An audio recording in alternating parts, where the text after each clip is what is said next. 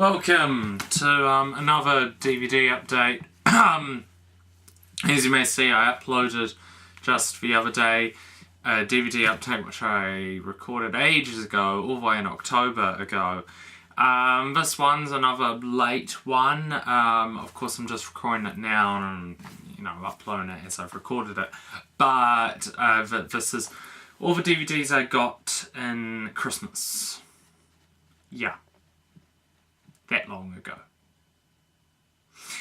But, it's not just DVDs, we've got a few books as well, and a poster. So, this is what I shall take you through, all my movie-related, Christmas presents. And plus I haven't got any since then, so it's a real up-to-date one, I suppose you could say. But, we'll start off, with this first DVD, which I got from my parents. The only DVD I got from my parents for Christmas, and it's a movie I love. I love it. I do. I give it a 5 out of 5. It was one of my favourites of last year. And you'll see where it ranks in my list when I upload my favourite movies of 2012 list. And it won the Oscar for Best Picture. And I would say deservedly so, but I think there are some movies... Well, I think out of the ones which were nominated, I can't remember what they were, but I think this one probably did win. Yeah, so it won the Best Picture, and deservedly so. And it's The Artist. A ballsy movie. It's entirely in black and white, and it's set out like a silent movie as they did in the 20s. And it's a very good, very well made, beautiful film. And the thing I was concerned about going into The Artist when I saw it in the cinema was that it would just use the whole being silent and being black and white thing as a gimmick. And that it would do that thing just to get Oscars and stuff like that. And that's the only reason why it would win the best... get nominated, win the Best Picture or anything like that. No. Actually, after watching it, I've seen it 3 times now. I've seen it on DVD twice. It really... I don't think the movie would have been as good as it was, or I don't think you could really make this movie at all had it not been a silent film. And it's really expertly made, amazingly directed, performances are great as well. I would highly check out The Artist, especially if you're a fan of film. I loved it. It's such a beautiful film. It's a love letter to film. And it's really powerful as well. I nearly cried in the 3rd act of the movie. It's just that great and emotionally resonant with me. And you really care about the characters as well. It's such an amazing movie. And I think I'm stumbling a bit. Yeah, just open it up. It's pretty short as well, 96 minutes, but that's long for a silent movie. And yeah, open it up. Just that one disc, and the case is a bit cracked. Yeah, so that's annoying. But yeah, The Artist.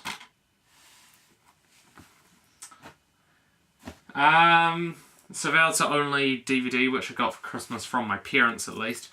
So next we go on to 2 books which I got from Mum and Dad for Christmas.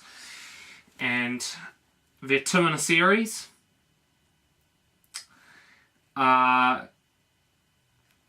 They are, you've probably heard of these. Oh, no, you probably haven't actually, they're pretty obscure books. The Hunger Games, Catching Fire, and The Hunger Games, Mockingjay. yeah, I got these two. I already have, The Hunger Games, and I've read that. I read that quite a long time ago. Read it about this time last year, and so I launched straight into reading The Hunger Games: Catching Fire. I finished the book in the space of 2 weeks, and I certainly like the second book. I certainly like it, but I don't love it. Not as much as the first book anyway. It's good. It definitely keeps your interest, but it just feels a bit generic at times. It's the longest book out of the 3 as well, and yeah, I definitely liked the first third of this book. Yeah, I loved the first third. That was great. That was amazing. That was an awesome follow-up. But the rest, the actual games, it feels really rushed. You actually don't... Yeah, just like with the first Hunger Games book, you don't... The games don't start until halfway through. And I think they start a little later in this book. And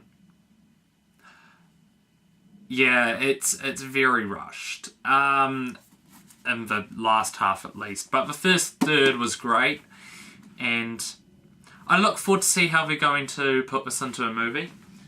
And, I mean, it definitely says something when I read it in the space of 2 weeks. I usually take, like, a few months to read books. But, yeah, that's The Hunger Games: Catching Fire. And then The Hunger Games: Mockingjay. The third book, third and final, I believe, unless they're making more. I haven't read this yet. I haven't started. Reason why, because I read Hunger Games: Catching Fire, and then I started on reading The Girl Who Kicked the Hornet's Nest, which is the last of the Millennium Trilogy. And that's a really big book. So after I read that, I'll get to reading this. Yeah, and with Girl Who Kicked the Hornet's Nest, I'm like up to page 200 of 600. Yeah. But, pretty standard sized books for like 400 pages each.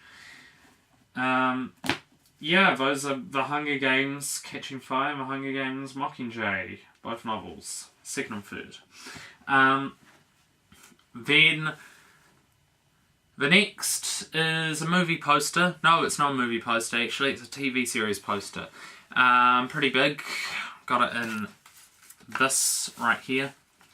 And I got it from my sister because she knows what I like. And as you saw from my last DVD update, I definitely like the show Pretty Little Liars. It's one of my favourite, if not my favourite show on television at the moment. And yeah, she loves the show as well. So she knows how much of a fan I am. So I got a poster for Z's show.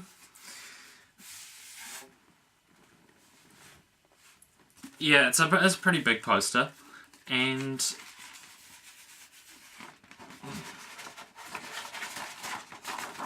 yeah, that's the poster I got for Pretty Little Liars.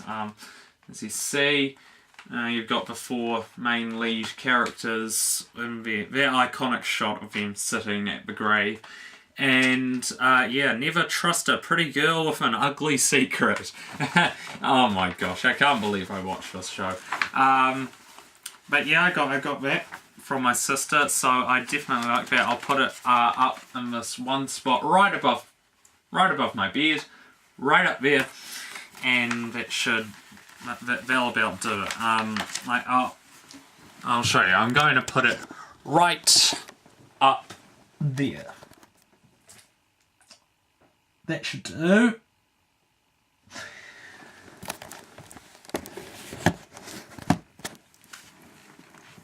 And yeah, so I like that poster. It's a pretty big poster. I don't know the measurements of it exactly, but yeah, I mean, for my favourite TV show, of course I'm going to put it in a noticeable place in my bedroom. So it's great to have that. I'll put it in there later. So, 2 more DVDs. These I got after Christmas, but still were Christmas present, because I got them with money, which my aunt had given me, and I spent them on these two. These are 2 of my favourite. These are actually my 2 favourite movies of last year, 2012. I won't tell you my order because I'll put that up in my Best Movies of 2012 video, but they are Attack the Block and The Cabin in the Woods. Both 5 out of 5 films. Love them to bits. Let's start with Attack the Block, which was very expensive, but come on, both of these were very expensive. I love both these movies so much, and they're both the kind of movies which I'm going to watch over and over again. So I thought, come on, YOLO! no, just no. Attack the Block was the most expensive out of the 2. It was $33. Cripes. But yeah, I'm going to watch this again and again and again and again and again and again and again. In fact, I could watch this twice in one night. I really could. So, Attack the Block, it's a very highly energetic film, and it's just got everything in it. Yeah, open it up, you've got that in there. Highly recommend Attack the Block. I'll try not to talk about it much, because just experience it for yourselves. In fact, when I was there in the cinema, there's this part at the very end where it looks like, holy crap, because it's about this alien invasion in South London. And it's made on a very low budget. And they're like hairy, aliens with glow-in-the-dark teeth, and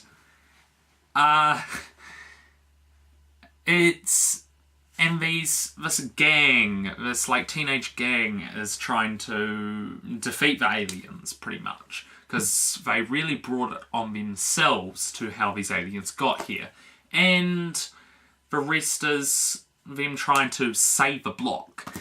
And, yeah, I know that sounds stupid, but it's actually a really, really well-made movie. It's not, like, strong or powerful or emotional or anything like that.